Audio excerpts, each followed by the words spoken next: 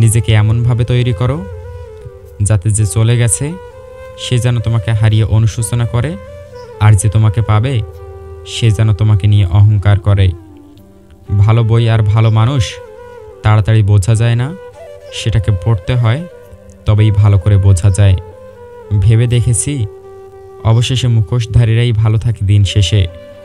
যে মানুষটা একবার বদলে যায় তাকে আর আগের মতো করে পাওয়া যায় না।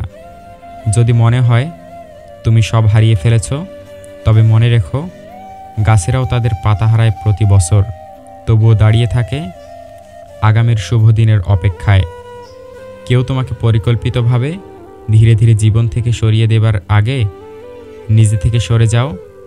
বিশ্বাস করো কষ্ট অনেকটা কম হবে। অর্থ আর স্বার্থ দুটোই একে অপরের পরিপূরক। অর্থ ফুরিয়ে গেলে সমাজের চোখে আপনি মূল্যহীন, আর স্বার্থ ফুরিয়ে গেলে কিছু সম্পর্কের কাছে আপনি মূল্যহীন।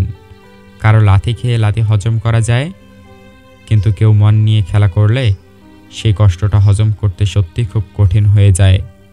কিছু মানুষ নিজের ভুল না খোঁজে, অন্যের ভুলটাই বেশি খোঁজে। যোগ্য মানুষ কখনো অন্যের সমালোচনা করে না, অযোগ্য মানুষগুলোই অন্যের সমালোচনা করে।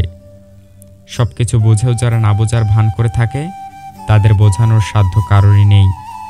কখনোই নিজেকে অতিরিক্ত প্রকাশ করা ঠিক না।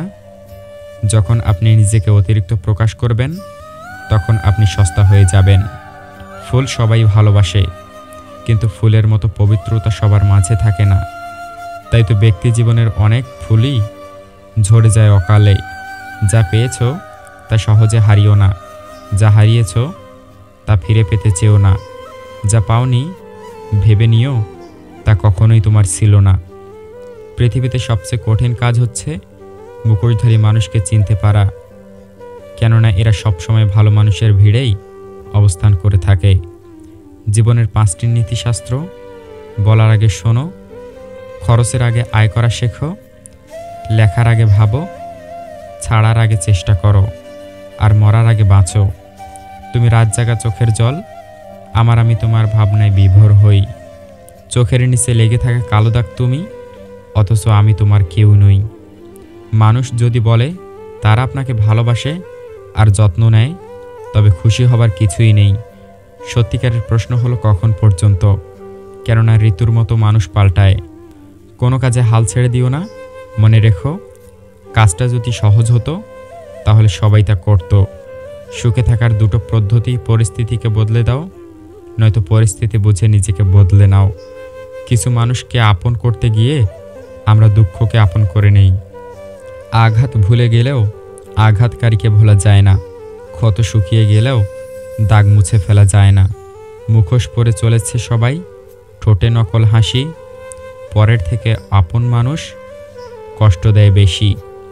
মানসিক শান্তি না থাকলে পুরো দুনিয়াটাই অন্ধকার লাগে।